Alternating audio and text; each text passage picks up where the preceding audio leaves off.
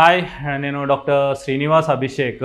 ఇప్పుడు ఒకటి ట్రెండ్ చాలామంది చూస్తూ ఉంటాము. ఏంటంటే డెలివరీ అవ్వగానే బేబీస్ని ఎన్ఐసీయూలో అడ్మిట్ అవ్వడము అండ్ చాలా రోజులు ఎన్ఐసీయూలో ఉంచడం.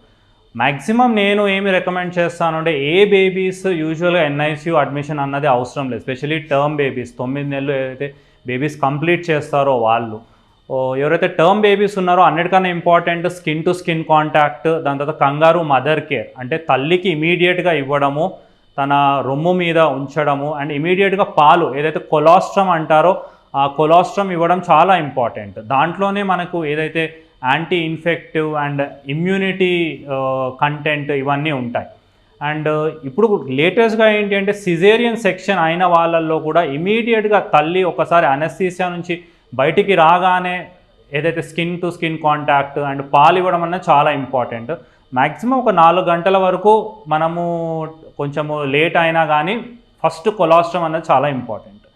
కొన్ని కండిషన్స్లో ఏదైతే preterm babies, low birth weight babies, దాని తర్వాత ఏమైనా ఇన్ఫెక్షన్ ఏమైనా ఇట్లాంటి రిస్క్లు ఇట్లాంటి వాళ్ళకు ఎన్ఐసీయూ అడ్మిషన్ అవసరం పడుతుండొచ్చు.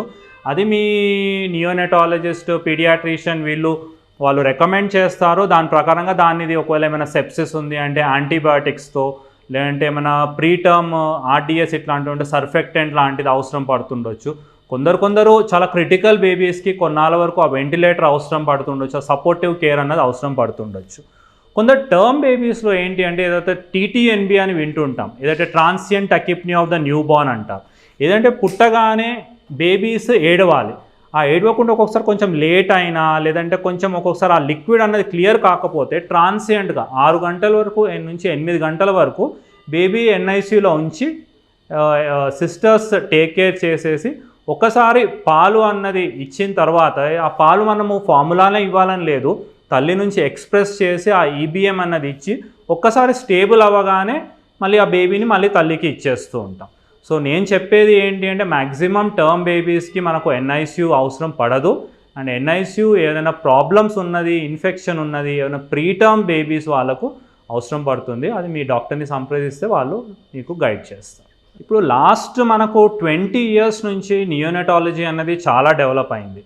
ముందు ఇనీషియల్గా అంటే 2000 కన్నా ముందు ఏదైతే బర్త్ ఆస్ఫిక్సియా అంటే పుట్టగానే అంటే పెరిఫరీస్లో ఏంటి అంటే అన్ని ఎక్విప్మెంట్ లేకుండా, లేకపోతే డాక్టర్ ఫెసిలిటీ లేకపోవడం వల్ల, ఇమీడియట్ గైనకాలజిస్ట్, పీడియాట్రిషియన్ లేకపోవడం వల్ల చాలామంది మనము ఆస్ఫిక్సియా బారిన పడుతూ ఉంటుండే. ఇప్పుడు మనకు అన్ని డెవలప్ అవ్వడం వల్ల ప్రతి బేబీ ఇమీడియట్గా పుట్టగానే ఏడవడం అన్నది ఇమీడియట్గా ఉంటుంది అండ్ హెల్తీ బేబీస్ డెలివరీ అవుతున్నారు. కానీ కొందరు ఏంటి అంటే ఈ దీనివల్ల చాలా చిన్న బేబీస్, ఎవరైతే 500 గ్రాముల బేబీస్, 26 వారాల బేబీస్ని కూడా మనం ఇప్పుడు సేవ్ చేసే టెక్నాలజీ అండ్ ఎక్విప్మెంట్ మన దగ్గర ఉంది. ఆ డాక్టర్స్ ఇప్పుడు అవైలబుల్ ఉన్నారు.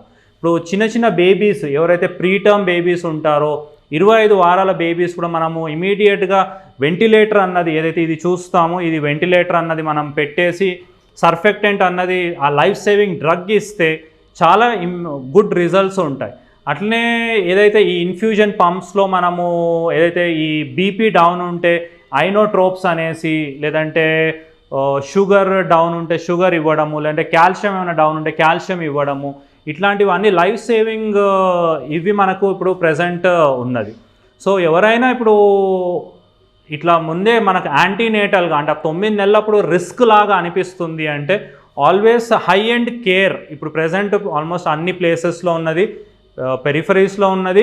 ప్రజెంట్ హైదరాబాద్ ఇక్కడ టెర్షరీ కేర్లో అయితే మదర్ అండ్ చైల్డ్ అంటే కాన్పు ఎక్కడైతే ఈ హై రిస్క్ కాన్పు అయిందో ఇమీడియట్గా ఆ రిససిటేషన్ టీమ్ ఉంటుంది, which comprises of the senior incharge nurse ఉంటారు, నియోనెటాలజిస్ట్ ఉంటారు. అక్కడికక్కడ ఓటీలోనే మనము ట్యూబ్ అన్నది గొంతులో వేసి ఇమీడియట్గా తనకు శ్వాస ఇచ్చేసి ఇమీడియట్గా బేబీని స్మూత్ ట్రాన్సిషన్ వెంటిలేటర్ మీద పెట్టి, దాంతో వెంటిలేటర్ నుంచి వీన్ ఆఫ్ చేసి ఆక్సిజన్ తీసేసి పాలు స్టార్ట్ చేసి ఇప్పుడు ఆల్మోస్ట్ చాలా రిస్కీ బేబీస్ కూడా మనం సేవ్ చేయగలుగుతున్నాం.